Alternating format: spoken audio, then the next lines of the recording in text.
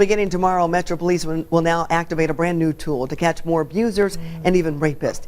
It's one of the few police departments in the entire nation using this brand new technology.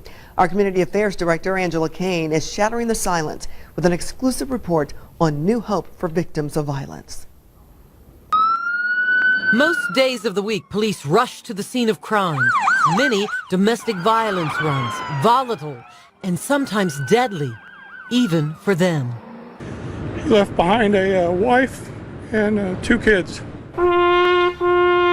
Nearly 1 year ago, IMPD officer Rod Bradway lost his life, shot to death, while saving a woman from her armed boyfriend. And in the last year, there were nearly 5,000 domestic abuse calls to a Central Indiana hotline, an increase of 34%. This is a growing trend. It's not going away, and it's become an epidemic. IMPD Detective Steve Renzulli works in a place with a close connection to abuse victims, the IMPD Domestic Violence Police Unit. It's housed inside the Julian Center, an emergency shelter. Tons of these cases come across our desk, and a very, very small percentage end up getting prosecuted and punished. And that's his frustration, because even when abuse victims say they were hit or strangled, the evidence is not always obvious.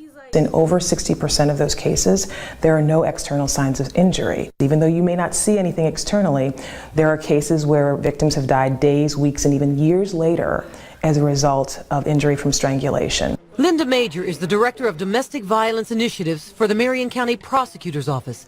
As a deputy prosecutor, she's determined to get more abusers off the streets, especially those who strangle. 1 out of every 4 runs that the law enforcement officers do that deal with domestic violence involves an incident of strangulation. Linda says it's one of the strongest precursors to murder. Here is the alternate light source. So IMPD and the Marion County Prosecutor's Office are piloting a new weapon that will gather more evidence to convict criminals. It's a camera called Illumacam 2, shining a special forensic light on victims' injuries. It's going to combine different light sources, wavelengths, and spectrums to penetrate actual layers of the skin and bring bruising to the surface. It's going to capture things not necessarily visible to the naked eye. In this picture, a bruise turns into better evidence under Illumacam 2. And in this picture, the camera shines more light on evidence for rape victims, body fluids such as semen more prominent under the camera's lens. Anything that can help us win cases, is good in my book. They never let me give up. For abuse victims like Renita Hills, this new weapon on the Indianapolis streets is empowering. It's a closer step to us getting free from abuse. 12 years ago, her estranged husband stabbed her 13 times in front of her 5-year-old daughter. 4 stab wounds to the chest, 2 of which punctured both my lungs. They were punctured and collapsed. This is going to help us to prosecute some of these people before a life is taken or before they have to be hospitalized.